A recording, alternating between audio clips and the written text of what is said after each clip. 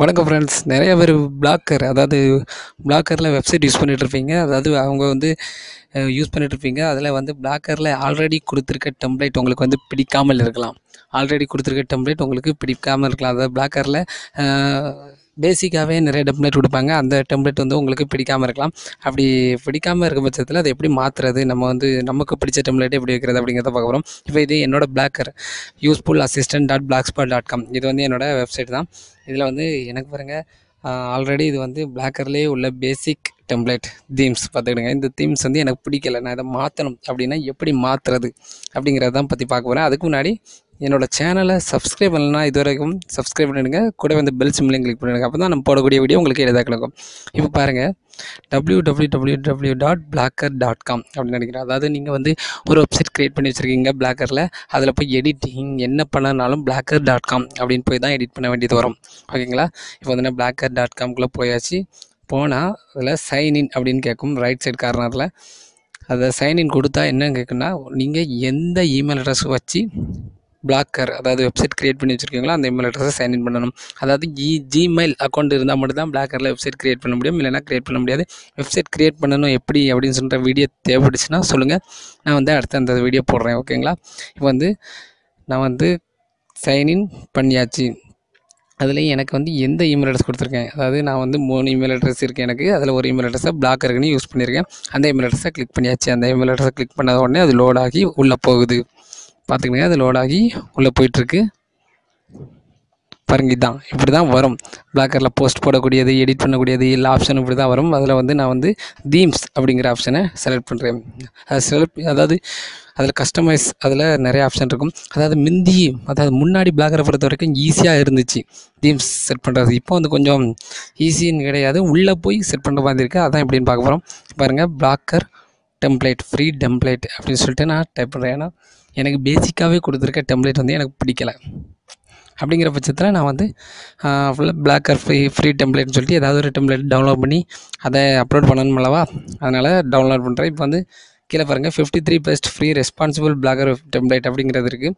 அதை கிளிக் பண்ணி உள்ளே போகலான்னு இருக்கேன். நீங்கள் எதை வேணாலும் கிளிக் பண்ணி XML டாக்குமெண்ட்டாக டவுன்லோட் பண்ணி வச்சா மட்டும் போதுமானது. ஓகேங்களா? இப்போ நான் அந்த வெப்சைட்டை கிளிக் பண்ணி உள்ளே போன உடனே எனக்கு பிடிச்ச டெம்ப்ளேட் வருதான்னு பார்க்கணும். பாருங்கள், இப்போ நிறைய டெம்ப்ளேட் வருது. ஆனால் இந்த வெப்சைட்டில் எனக்கு பொறுத்த வரைக்கும் எனக்கு பிடிக்கலை, எந்த டெம்ப்ளேட்டுமே பிடிக்கல. ஜாவ்லின் வருது, மோஸ்ட் பாப்புலரான டெம்ப்ளேட் எனக்கு பிடிக்கல. திவின்ற டெம்ப்ளேட் வருது, இதுவும் எனக்கு பிடிக்கல. சரி, அப்போ நான் இந்த வெப்சைட்டை கேன்சல் பண்ணிவிட்டு வேறு வெப்சைட்டுக்கு போகணும். அப்போ நான் பின்னாடி போகிறேன். பேக் பட்டனை கிளிக் பண்ணுறேன். கிளிக் பண்ண உடனே கூகுளில் எப்படி சர்ச் பண்ணும்போது எந்த ஆப்ஷன் வந்துச்சோ அந்த மாதிரி வரும். இப்போ மறுபடியும் பிளாக்கர் டெம்ப்ளேட் 2020, அதாவது கியூஆர் டெம்ப்ளேட், அதாவது ஃபஸ்ட் இருக்க வெப்சைட்டுக்கு போகிறேன். அதாவது நீங்கள் எந்த வெப்சைட்டில் வேணாலும் போய் டவுன்லோட் பண்ணிக்கலாம், ஃப்ரீயாக கிடைக்கும். இதில் எனக்கு நிறைய டெம்ப்ளேட் மாதிரி கிடைக்குது. பார்த்திங்களா? இதில் நிறைய தீம்ஸ். இதில் எனக்கு ஃபாஸ்ட் ப்ரோ அப்படிங்கிற தீம்ஸு கொஞ்சம் பிடிச்ச மாதிரி இருக்குது. சரி, இப்போ கீழே போய் பார்ப்போம் வேறு ஏதாவது இருக்கான்னு சொல்லிட்டு.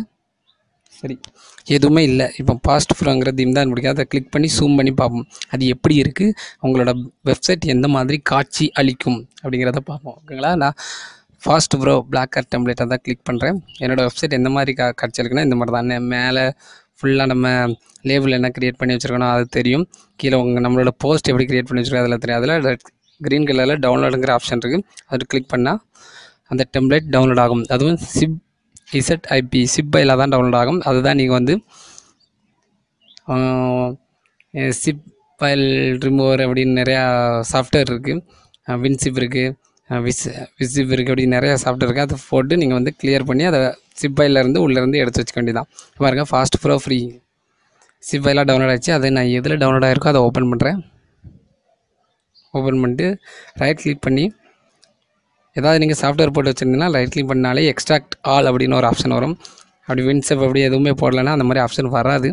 எக்ஸ்ட்ரா கொடுத்துட்டு நெக்ஸ்ட் கொடுத்ததுக்கப்புறம் எக்ஸ்ட்ராக்ட் ஆகி அந்த சிப் ஃபைலுக்குள்ளே என்னெல்லாம் இருக்குன்னு அதை காமிக்கும். அதில் fast pro free vision XML document இருக்குது பார்த்தீங்களா, இது மட்டும் தான் நமக்கு தேவை. அதை மட்டும் காப்பி பண்ணுறேன். காப்பி பண்ணி என்னோடய டெஸ்க்டாப்பில், இது என்னோடய கம்ப்யூட்டர், என்னோடய டெஸ்க்டாப்பில் நான் பேஸ்ட் பண்ணுறேன். கவனமாக பார்த்துக்கிடுங்க, ஸ்கிப் பண்ணாமல் பாருங்கள், அப்போ தான் புரியும், இல்லைனா புரியாது. இப்போ நான் டெஸ்க்டாப்பில் XML டாக்குமெண்ட்டை பேஸ்ட் பண்ணியாச்சு. இப்போ நான் என்னோடய பிளாக்கருக்கு போகிறேன்.